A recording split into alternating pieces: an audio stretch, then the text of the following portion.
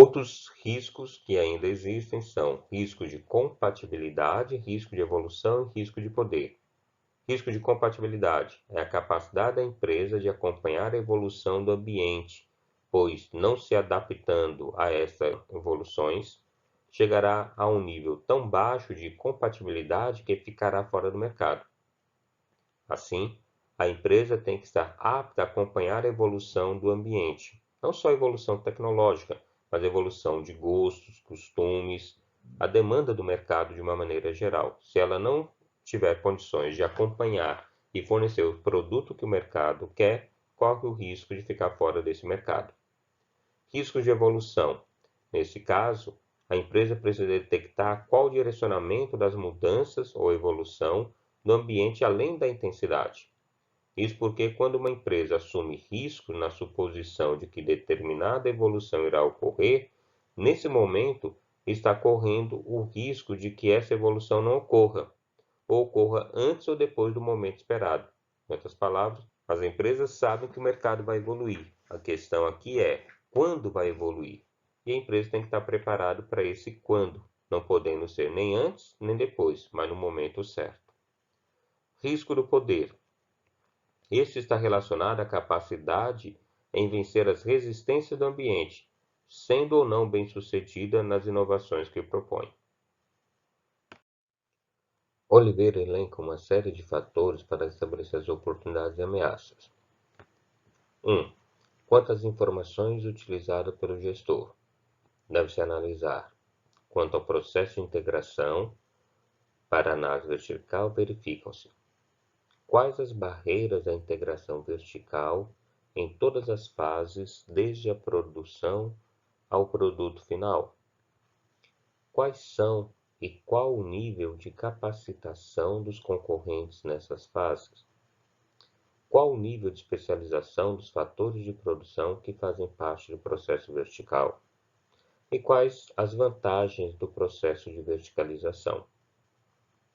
Para análise horizontal, verifica-se como essa integração afetará a tecnologia da empresa?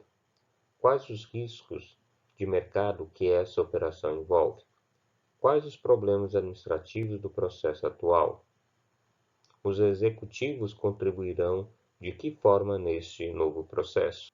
B. Quanto à tecnologia, o gestor deve analisar quais as alterações tecnológicas possíveis, quais os institutos, universidades, órgãos de pesquisa e quais programas de pesquisas poderão estar envolvidos, quais as economias de escala que poderão ocorrer, o processo é dado pelos equipamentos ou necessitará de muitos gerentes de projetos. O usuário pode criar ou deve comprar aperfeiçoamento para os equipamentos. É crítica a qualificação dos profissionais? A vida útil dos equipamentos é longa? Qual o seu custo de capital para entrar neste mercado? Quanto ao governo, analisa-se. A legislação correlata quais órgãos que legitimam e as leis e ações governamentais, os planos e objetivos governamentais, bem como a política econômica e financeira. Quanto ao sistema financeiro, analisa-se tipos e quantidade de instituições financeiras, forma de atuação e tipo de operação das instituições financeiras, condições das operações como prazo de carência, amortização, juros, garantia, reciprocidades e linhas de crédito. Quanto aos sindicatos, considera-se objetivos e estrutura dos sindicatos, bem como número de participantes, o poder dos sindicatos e o comportamento dos acordos trabalhistas já feitos, a integração dos sindicatos. Quanto à comunidade, considera-se a população como mão de obra, se está ou não diminuindo, valores sociais, padrões de comportamento, culturas, religião, infraestrutura quanto à educação, saúde, entre outros. 2. Quanto à identificação e análise dos ramos de negócio em que a empresa atua, considerando o mercado interno e externo, fornecedores e clientes, entre outras peculiaridades, conforme citado por Oliveira. A. Quanto aos clientes, verifica-se quem são, onde estão, como alcançá-los, qual a renda pessoal e qual a disponível, como eles compram e se comportam, quais suas tendências e padrões de qualidade, quais compradores principais e usuários finais. Quanto às peculiaridades do mercado, observa-se qual a composição que existe por produtos e outras indústrias, qual a segmentação do mercado e nível de padronização do produto e se tem espaço para diferenciação, qual a importância do serviço de manutenção e outras operações, quais nichos mais atrativos de mercado e quanto estão protegidos por fatores geográficos, níveis de serviços e canais de distribuição, bem como a velocidade de mudança no produto e sua origem. Quanto aos aspectos básicos da indústria ou setor que a empresa se situa, deverão ser analisados tamanho, tendências e perspectivas, tipos de produtos e serviços, causas de crescimento e suas consequências, quais as necessidades básicas que podem ser identificadas e oportunidades que a empresa deverá aproveitar. Forças de Porter.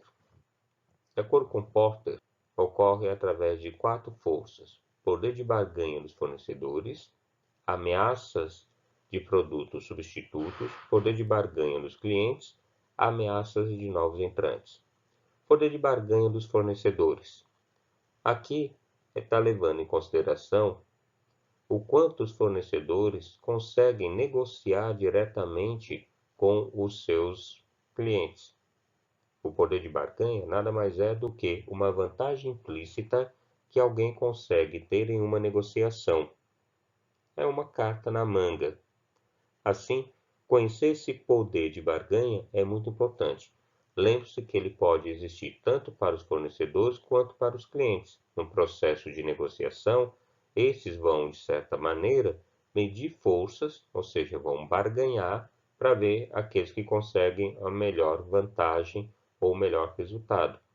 Lembrando que no processo de negociação, o correto é a negociação ganha-ganha, em que os dois lados ganham, mas é preciso que haja a negociação. Por outro lado, a rivalidade entre os concorrentes é formada por ameaças de produtos substitutos e ameaças de novos produtos. Esses novos produtos, chamados de novos entrantes.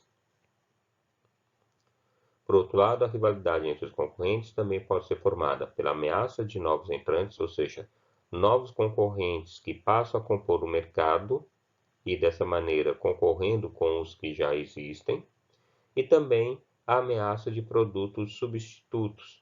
Um produto acaba sendo substituído por outro, com alguma característica melhorada. Isso ocorre muito na indústria automobilística quando novos modelos entram para substituir os anteriores.